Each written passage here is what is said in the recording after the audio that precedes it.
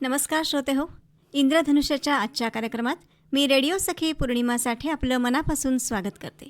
श्रोते हो, आज आपण आकाशवाणीच्या स्टुडिओमध्ये आमंत्रित केलंय आकाशवाणी मान्यता प्राप्त गायक तसंच सुप्रसिद्ध गायक पंडित राम मराठे यांचे शिष्य पंडित प्रदीप नाटेकर यांना.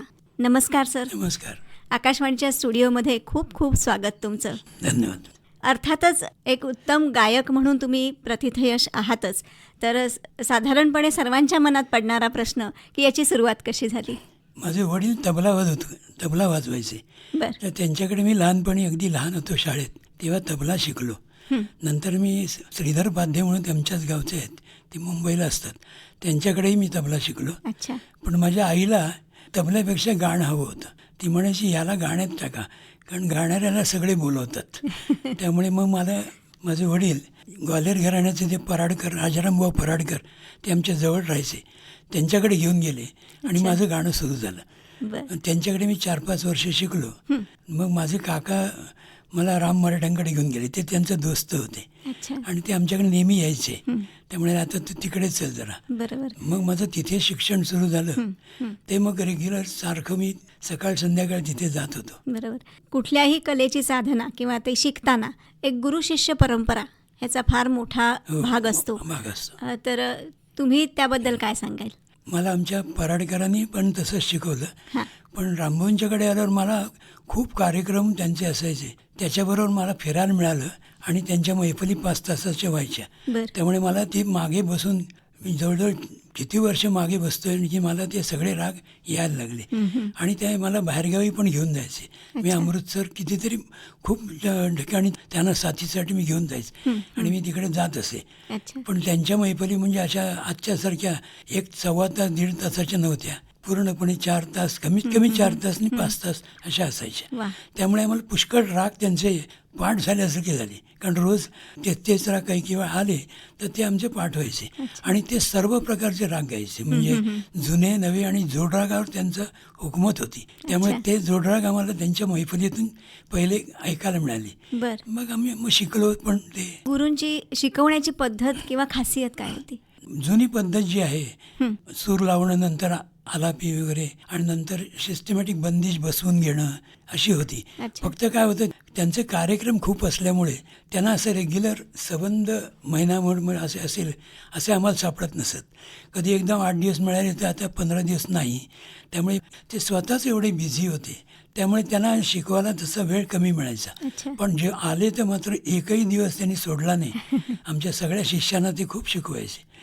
आता मी इथे 15 दिवस आहे, सगळ्यांनी सगळे येत असत. बरोबर. जेव्हा कार्यक्रम नसतील तेव्हा अगदी पूर्ण सांगायचंच, मी रात्री येतोय 10 वाजता, उद्या सकाळी 8ला हजर. असं आमचं म्हणजे त्यांचं ते सतत संगीतातच होते. मग त्यांना ते त्याच्याशिवाय बाहेर आवडतच नसे. ते लगेच आम्हाला सगळ्यांना बोलवायचे सकाळी. तुम्ही जयपूर घराण्याच्या गायकीची तालीम घेतली आहे, तर त्याविषयी थोडं सांगा. आमचे गुरुजी हे, मी पहिलं ग्वाल्हेरमधलं शिकलो आमच्या पराडकर बुवांकडे, राजारामभाऊ पराडकर. ते मिराशी बुवांचे शिष्य होते. आणि रामभाऊंच्याकडे आल्यावर मला आग्र्याचं ते जास्त गायचे. आग्रा, ग्वाल्हेर आणि जयपूरचं पुष्कळ गायचे. तर त्यांची तालीम मला तिथेच त्यांच्याच गाण्यातून मिळाली. ते एकत्र सगळं गात असत. पण नंतर मग रामभाऊ गेल्यावर मी मधुकर जोशींकडे गेलो. त्यांनी पण मला जयपूरची तालीम दिली. फार छान शिकवलं त्यांनी पण मला. आणि मग मी स्वतःच ते जयपूर कसं आहे त्याचा अभ्यास करून, आणि मग त्या जयपूर घराण्याची मल्लिकार्जुन मनसूर म्हणा, किशोरी म्हणा, या सगळ्यांची गाणी मी ऐकली. आणि मला तो एक छंद लागला की काय ऐकायचं, नुसतं टेप लागून ऐकायचं नाही, तर ते काय करतात त्याचं मार्किंग. आणि मला आश्चर्य वाटतं, म्हणजे मी त्यावेळेला आमचे गजाननराव जोशी होते, त्यांच्या चिरंजीवानी, मला मोठे चिरंजीवानी, मला त्यांच्या कॅसेट दिल्या होत्या. तर त्या मी घरी व्हॉलेंटरी रिटायरमेंट घेतली आणि मग त्या मी लावून बसायचो आणि मी लिहून काढायचो पूर्ण त्यांचं गाणं. माझ्याकडे त्या वया पूर्ण आहेत. त्यांनी एखादा रायसा करणं म्हणा, कुठचा जोड राग घेतला तर ते गायचं, तेव्हा मी लिहून काढायचं आणि नंतर मी ते रिपीट करत राहायचो. तर त्यांची पद्धत अशी होती की रिपीटसारखं करत राहायचं. त्या रागमाची हुकूमत आली पाहिजे. त्याचं मुख्य भाग जे आहेत ते जर तुम्हाला तुकडे कळले तर मग तुम्ही वाढवायला लागा, पण त्याचं जो साचा आहे, मुख्य चलन म्हणतात, ते तुमचं हॅमरिंग करून झालं पाहिजे. आणि ती मला छंद लागला आणि मग मी ते करायला लागलो. आणि मग विद्यार्थ्यांकडनं ते करून घ्यायला लागलो. त्यामुळे ते विचारायचे हे तुला सांगितलं कोणी असं. कारण माझी मुलगी जेव्हा स्पर्धेला गेली होती तेव्हा ते अलादिया खानचे नातू होतं, त्यांच्या हस्ते तिला बक्षीस मिळालं. बरं तेव्हा ती गौरी गायली होती. बरं. तर तिला विचारलं तुला हे शिकवलं कोणी जयपूरचं. त्यामुळे वडिलांनी. मला काही ओळखत नव्हते. अच्छा. ते कोण तुझे वडील? म्हणजे प्रदीप नाटेकर. ते कोणाकडे शिकले? त्यामुळे हां मग बरोबर आमचं कुठून तरी आलेलं आहे तिच्याकडे. तर त्यामुळे रामरायांकडनं आलं. मग बरोबर म्हणे. बरोबर. तर असं तो मला फायदा झाला. शेवटी आपल्याला शिकल्यानंतर आपणच अभ्यास करायला लागतो आणि त्या अभ्यासातून आपण एक गाणं उभं करावं लागतं आणि तो अभ्यासाने खूप तुमचा फायदा होतो आणि विद्यार्थ्यांचा फायदा होतो. ते वाकडे जात नाहीत, रागामध्ये बरोबर फिरत राहतात शिस्तीमध्ये. आणि रागांमध्ये शिस्त पाहिजेच. जरी काळ बदलला तरी रागाची जी जुनी शिस्त आहे ती सोडताच कामा नये. आमच्या रामभाऊंचं पहिलं ते तत्त्व होतं. ते किती लोकांकडे शिकले पण त्यांनी राग एकही असा शिस्त सोडली नाही त्यांनी कधी. ते आम्हाला संस्कार झाले आमचे. बरोबर. जोड रागाबद्दल तुम्ही आता उल्लेख केला तर त्याबद्दल थोडंसं सांगा. रामभाऊंच्याकडेच मी जोडराग खूप त्यांचे ऐकायचो. ते सगळ्या प्रकारचे राग गायचे जोडराग. बरं. आणि त्यामुळे त्यांना आम्हाला ती मैफलीमध्ये सवय झाली होती. तर त्यांचे जोड कुठे होतात 2 रागांचे ते आम्हाला पाठ व्हायचं. अच्छा. कारण सारखंच 4-4 तास तंबोऱ्यावर बसल्यामुळे तर ते पाठ झाल्यामुळे नंतर घरी परत आल्यावर रिव्हिजन सुरू करायची आणि मग कुठे गायचं असेल तर त्यांच्याकडे जाऊन शिकून ते आम्हाला शिकवायचे. असं इथे मोड. जे आता तुम्ही म्हणताय की परंपरेनुसार जी गुरुशिष्य परंपरा आहे, तुम्ही म्हणालात की 4-4 तास मग सलग 15-15 दिवस असं शिक्षण तिथे होत होतं आणि हे सगळं करताना जसं ऐकणं महत्त्वाचं आहे असं तुम्ही म्हणालात, त्याचप्रमाणे रियाजाला सुद्धा प्रचंड महत्त्व आहे कुठल्याही कलेची साधना करताना. तर तुम्ही शिकलात तेव्हा कशा पद्धतीने रियाज करत होतात तेही सांगा आणि आज तुम्हीही शिकवता कशा पद्धतीने रियाज करून घेता. नाही, सकाळी उठून खर्जाचा रियाज तो करायला लागतो. म्हणजे आवाज दिवसभर तास 1.5 तास केल्यानंतर एक अर्धा तास रेस्ट घ्यायची. म्हणजे ते आवाज तापवणं म्हणतात तसं आहे ते. आणि खाली थोडासा आवाज गेला पाहिजे म्हणून तो उठल्यानंतरच करतात. तर तोही करायचो. मग अर्थात आम्ही पहिले 4 वर्ष हे करत होतो पण नंतर नोकरी लागल्यावर 7:30ला बाहेर पडायचं. त्यामुळे मग जरा सकाळचं प्रॅक्टिस कमी झाली. मग संध्याकाळी आल्यावर करायची. पण ती सिस्टमॅटिक प्रॅक्टिस मला राम मराठेंनी सांगितली होती आणि ती तशी आम्ही करायचो. आणि थोडंसं ऐकायचं म्हणजे त्यांच्या कॅसेट मी खूप ऐकायचो. कशी या सगळ्यांच्या कॅसेट ऐकूनसुद्धा खूप फायदा होतो. आणि आपण त्यात शांत पाहिजे थोडं ऐकताना. आणि शांततेने ऐकलं तुम्ही तर तुम्हाला ते बरोबर ग्रहण करता येतं. नुसती कॅसेट लावून सगळं ऐकलं असं नाही चालत. काय करतं ते जे चक्र बनवतात कसं त्याचा जर अभ्यास केला आणि मी रिवाइंड करायचो. मी रिवाइंड करून परत ऐकायचं काय केलं आता परत बघूया. याने काय होतं सवय होते आणि मग त्याचा मला पूर्ण फायदा झाला. आणि तशाच प्रकारे मी शिकवताना असं 3-3 तास येतात त्याने शिकवत राहतो. पण मग रिटायर झालो मी त्यावेळेला. मग नंतर मी मधुकर जोशींकडे जात होतो. ते पण मला चांगले शिकवायचे 2-2.5 तास असे. आणि ते जे मला फायदा झाला नंतर रिटायर झाल्यावर मी त्या बुवांच्या कॅसेट्स अशा लावून त्या लिहून काढायचो सगळं आणि त्यांची चक्र सगळी बरोबर त्यांच्याबरोबर म्हणायचो मी. तर हा खूप फायदा झाला. म्हणजे ही माणसं जुनी जी होती त्यांच्याकडे शास्त्र बरोबर शिस्तबद्ध होतं. बरोबर. शिक्षण घेणं कलेचं, त्याची तालीम घेणं आणि सादरीकरण यामध्ये खूप फरक असतो. तर काय सांगाल?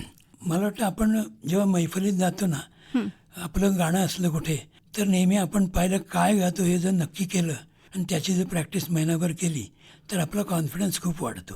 कारण मी हे मोठ्या 1-2 गायकांचं बघितलं त्यांना मध्ये फरमाईश घेत नसत. त्यांचं ते केलं आहे महिनाभर ठरलं गाणं की ते त्या रागांचीच प्रॅक्टिस करायचं आणि तिथे जायचे. तर त्यांनी एकदा बोललेलं मी ऐकलं की नाही मी फरमाईश घेत नाही. आणि मग इतकं ते तल्लीन होऊन त्या 4 रागांचे मांडणी करायचे. ते माझ्यावर बिंबलं होतं. म्हटलं हे खरं बरोबर आहे. आपण कोणी आलं की ही फरमाईश करा, आपलं असतं सगळं तयार पण जे पटकन येतं बाहेर चांगलं येतं बाहेर ते आपलं ठरवून येतं ते येतं. म्हणून नेहमी ठरवूनच गेलेलं गाणं चांगलं होतं. त्यावेळेला आपण राग तयार असतात आपण कोणी गातोच. पण तेव्हा मग जरा आपण मागे पुढे होतो जरा बघूया आता तसं नाही होत त्याच्यात. बरोबर आहे. सादरीकरणासाठी जायचं तर ते आधी अभ्यास करून तयारी असली तर आपली खात्री कॉन्फिडन्स वाढतो. आणि जो रोजचा रियाज असतो त्याबद्दल. आणि माझा रियाज आज शिकवण्याचा जास्त व्हायचा कारण मी शिकवत राहायचो ना सारखा. या मुलींना मी माझ्याकडे येतात त्यांना मी साधारण 3-4 तास शिकवायला, त्यामुळे माझे सगळे राग त्याचे रिव्हिजन होत असे. अनेक रागांमध्ये तुम्ही बंदिशी रचल्या आहेत, हो. तर त्याबद्दल सांगा. मी जोडराग यांच्याकडे शिकलोच होतो, मधु जोशी आणि राममोहनकडे. तर त्यांच्यानंतर मग मी म्हटलं ह्या बंदिशी त्यांच्या आहेत, या किती वर्ष आपण गायचे, जरा आपले पण असं द्या. म्हणून मग मी बंदिशी, मला माझा विद्यार्थी एक आहे, तो मथुरेचा आहे बरं. आणि तो लिहितो चांगलं. बरं. तर तो म्हणाला तुम्ही त्याच्यासाठी थांबला असाल तर मी तुम्हाला शब्द देतो. अच्छा. असं करून त्यांनी मला शब्द इतके दिले, ते 41 बंदिशींचे शब्द त्यांनी मला लगेच लिहून दिले. वा. आणि मग त्याच्यावर मी सगळे मला आवडेल ती बंदिश त्या रागात, जोड रागात मी करायला लागलो. आणि जोड राग मला सगळे येत असल्यामुळे त्याची मांडणी करायला मला जास्त वेळ नाही लागला. फक्त ती आम्हाला रामभाऊने एवढं सांगितलं होतं की काय कराल ते रंजक करा.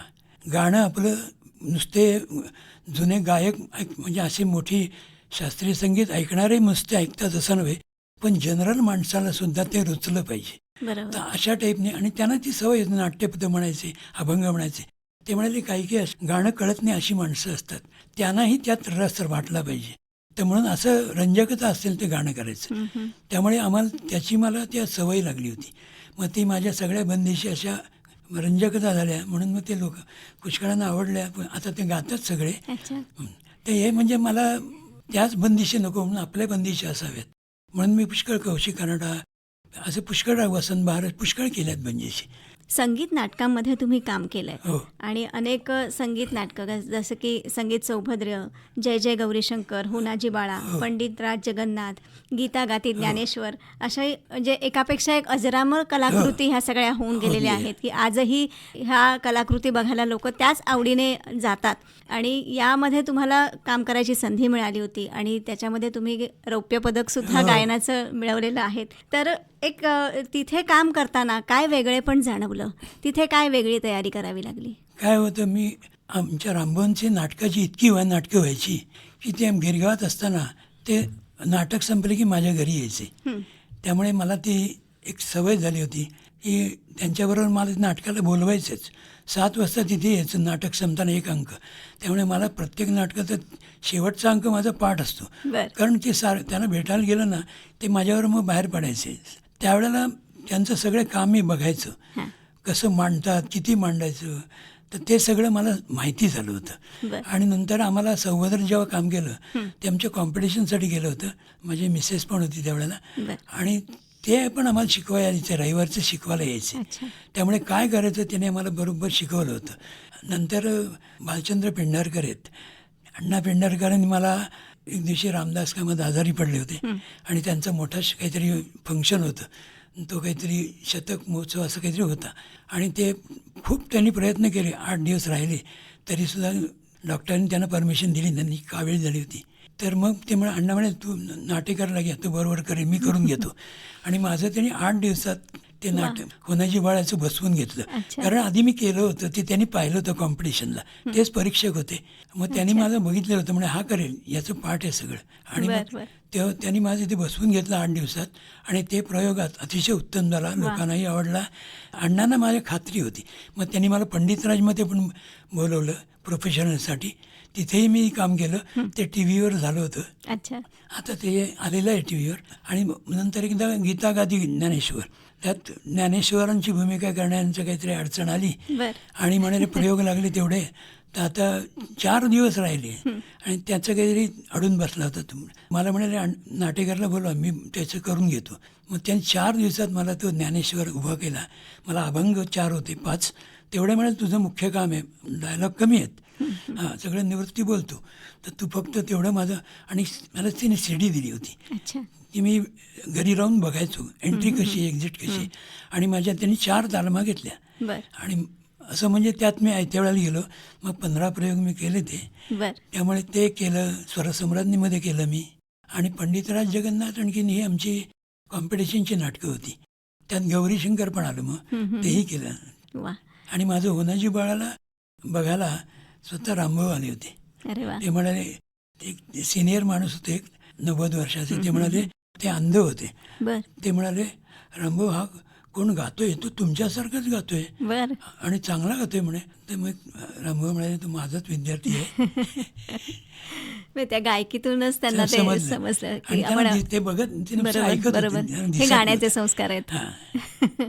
आपण मगाशी आता म्हटलं की तुम्ही आता शिकवताय, अशी एक पिढी कलाकारांची तुम्ही स्वतः घडवताय.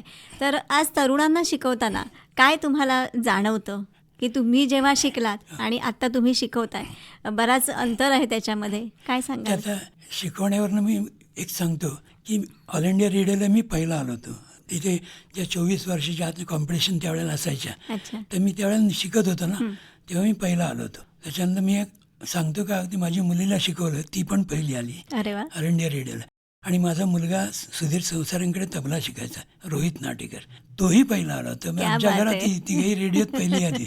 ते मला मुद्दाम आठवलं. किती छान आणि परंपरा आहे ही. आणि मी युनिव्हर्सिटीमध्ये सुद्धा मला त्यांनी शिकवायला बोलवलं होतं, अच्छा. बॉम्बे युनिव्हर्सिटी, अच्छा. जिथे हे सगळे मोठमोठे गायक पहिले शिकवायचे. मध्ये 2-4 महिने मला त्यांनी बोलवलं होतं. नंतरही बोलवायचे मध्ये मध्ये. ही काय असतं, ते आठवड्यात 2 वार येऊन काही गाणं येत नाही, ते तुम्हाला सारखं मुरवावं लागतं. आणि ते करण्यासाठी त्यांना रोज बोलवून त्यांच्याशी 3-3 तासाची त्यांना सवय करावी लागते. ती तुम्ही सवय केली की मग त्यांना ती सवय होते. बर. 1 तासाची सवय असेल तर ते तसेच राहतात, त्यांना मग काही करावं असं वाटत नाही. तर मी मुद्दाम, मला कोणी शिकायला की सांगतो तुला थांबायचं किती आहे. आजकाल काय झालं आहे, शाळांचे अभ्यास शिकार आहेत, त्यांना वेळ नसतो, नोकरी करणाऱ्यांना वेळ नसतो. त्यातून मी त्यांना सांगतो वेळ मिळेल तेव्हा येत जा. पण मी बघतो ना, ते असं एकदा रुटीन जास्त झालं की ते नाही येत. म्हणून मला शक्यतो आवडतात अशी मुलं की जी रिकामी आहेत, त्यांना शिकवायला आवडतं. अजूनही मी सांगतो कोणाला असेल. आणि मी माझं आर्थिकचं मी कधी गणित मांडत नाही, तुम्ही फक्त गाणं. कारण आम्हाला आमच्या गुरुजींनी सुद्धा आम्हाला काही न घेता शिकवलेलं आहे. कधीच ते काही विषय करत नसत, निस्वार्थ निस्वार्थ बुद्धीने. बुद्धी. पहिल्यापासून त्यांनी कधीच खरंय, असं केलं खरंय. नाही. खरी कलेची सेवा आपण हां, म्हणतो तशी तुमच्या या पिढीने खरंच केलेली आहे. आणि एक आपल्याला दिसून येतं की आजच्या तरुण पिढीकडे संयम नाही आहे, पटकन त्यांना प्रसिद्धी हवी असते. काय असतं, मी आमच्या मुलीवर तो पहिला प्रयोग केला. मी 6-6 तास शिकवायचो. आणि ती जेव्हा कॉम्पिटिशनला उतरली होती तेव्हा ती इचलकरंजी हे तिन्ही ठिकाणी पहिली आली होती. म्हणजे असं शिकवल्यानंतर हे फळ मिळतं असं मला म्हणायचं. तुम्ही तर त्यांना सारखं. आणि काही काही मुली खरंच छान असतात, त्या इतक्या हुशार असतात. आणि त्यातलं आपल्याला बघावं लागतं की ज्याला समजते पटकन, ताल कोणाला चांगला समजतो आणि आवाज कोणाचा चांगला आहे, तो त्या धर्तीचा आहे का, असं म्हणून त्या घराण्याचं बहुधा मला जयपूर घराणं मुलींना शिकवायला आवडतं. बर. कारण ते घराणं मुलींना गायचं आहे असं माझं, मी अभ्यास करून मत मांडलं माझं. अच्छा. असं काही नाही, कोणीही कुठच्या घराणे गातात. कारण मी सगळ्या घराण्याचंच गातो. त्याच्यात तुम्हाला सांगू शकणार नाही हे कुठच्या म्हणजे हे आता यांचं पण तुम्ही गातो मी. बर. पण आम्हाला ते तसंच शिकवलं 3 घराण्यांचं. पण माझं असं आहे की मी त्यांना जर चांगला आवाज राहण्यासाठी जयपूर घराणं बेस्ट असं माझं मत आहे. अच्छा. आणि प्रसिद्धीच्या मागे न जाता कलेच्या साधनेकडे वळावं. साधन आता ते जरा कठीण आहे आता सगळ्यांना. पण ते शांतता पाहिजे, तुम्ही शांत विचार करून. अगदी खरं आहे. जसं आता तुम्ही म्हणालात की शांत राहायला हवं. आणि मला वाटतं ही साधनाच एका वेगळ्या अनुभूतीकडे आपल्याला घेऊन जात असते. की एक प्रकारे आपण म्हणतो की परमेश्वराची ती साधना, म्हणजे त्याचं गुणगान गाणं किंवा ते त्याच्याशी तादात्म्य पावणं जे आपण म्हणतो की त्याची अनुभूती येते. काय सांगाल याबद्दल? इतक्या वर्षांची तुमची साधना आहे. मला वाटतं तुम्हाला ते मेडिटेशन थोडंसं पाहिजे. आणि स्वरसाधना जर तुम्ही शांतता डोळे मिटून गेलीत तर मला वाटतं ती शांती येते. की प्रत्येक स्वराची प्रॅक्टिस एक अर्धा तास रोजचा काढला आहे, पाऊण तास, आणि जर ती केली आणि त्यावेळेस फक्त लक्ष इकडे पाहिजे. कारण आपल्याला, कारण लक्ष फिरणं हे आपलं परमेश्वराने दिलेलंच आपल्याला चंचल. पण ते जर तुम्हाला सवय झाली तर तुम्हाला ती शांती आली तर तुम्ही शांत गाणं मांडू शकता. आणि ते गाणं पण असं शांत, म्हणजे आता किशोरी आमोणकरांचं गाणं ऐकताना तुम्हाला जर अभ्यास जो करत असेल, मी अभ्यास केला तो पुष्कळ वर्षांनी, की त्या 2 मात्रा सोडतात मध्येच, तर जे गायले ते पब्लिकला समजण्यासाठी त्या 2 मात्रा असतात. असं मी एक फ्रेस टाकली त्यांनी तर ती त्या थांबतात. आणि तंबोरा आणि तबला एवढंच ऐकू येतं, आणि ते सुद्धा तबल्याचा फक्त ठेका ऐकू येतो. याच्यामध्ये कधीही डिस्टर्ब होत नाही. आणि तो जो आपण जे गातो त्यांना ऐकणाऱ्याला ते ऐकायला मिळतं त्या 2 मात्रेत. बरोबर. मी मुद्दाम हे सगळ्यांना सांगतो की हे ऐकण्यासारखं, यातला अभ्यास ऐका. अभ्यास काय आहे तर त्यांनी एक व्हरायटी घेतल्यावर दुसरं सगळे काय आपण करतो बरोबर, आपण व्हरायटी करत जातो. मग त्यांनी ऐकायचं केव्हा, तर त्या ज्या 2 एक्सप्रेस सोडल्यानंतर जो काही मध्ये पॉज देतात, तो पॉज लोकांनी ऐकण्यासाठी असतो आणि ती लोकांना त्यांनी सवय केली. म्हणून आज त्यांचं गाणं लोकांना एवढं भावतं, बरोबर. कारण त्यांना मिळतो ऐकायला ते. आणि आज आपण असं म्हणतो की आज सगळेजण धावपळीचं युग आहे, कोणाला वेळ नाही आहे, टेन्शन्स वाढलेली आहेत आणि ह्या सगळ्यावरती मला वाटतं एक उपाय की शांत राहणं आणि एक आत्ता तुम्ही म्हणालात तसं की मेडिटेशन. मला वाटतं ही कोणत्याही कलेची साधना असेल तर त्याने आपल्याला ते नक्कीच मिळवता येऊ शकतं. अनेक मैफिली, अनेक सादरीकरणं असं तुम्ही सगळं केलेलं आहेतच. तर एखादा असा अनुभव आहे का की जो कायम लक्षात राहिला आहे? मी राम मराठ्यांबरोबर फिरायचो, तेव्हा त्यांचे बडोद्याला मी गाणं असताना एकदा साथ केली होती. बरं. तर त्यांना त्या एका प्रेक्षकाने सांगितलं की गाण्याचे शौकीन होते, ते म्हणे तुमच्या मागे कोण बसला ना, तो म्हणे चांगला गातोय, त्याला म्हणे शिकवा तुम्ही. बरं. ते मला अजून आठवण येते. नाही, आणि अमृतसरला मी गेलो होतो, हां. तेव्हा मला असा अनुभव आला की रामभाऊंचे लोक बघून, लोकांचं माप कसं आहे ते बघून गाणं गायचे. तर तिथे मुंबईसारखं, आपल्या महाराष्ट्राचं सारखं मुंबई पुण्यामध्ये जसं क्लासिकल सगळे जास्त ऐकतात तसे तिथे नाही आहे. तिथे त्यांना ते भजन, लाईट म्युझिक जास्त, आणि तानबाजी कराल किंवा तुम्ही जेवढं चमत्कार दाखवाल तेवढं तिथल्या लोकांना पूर्वी फार आवडायचं. बरोबर.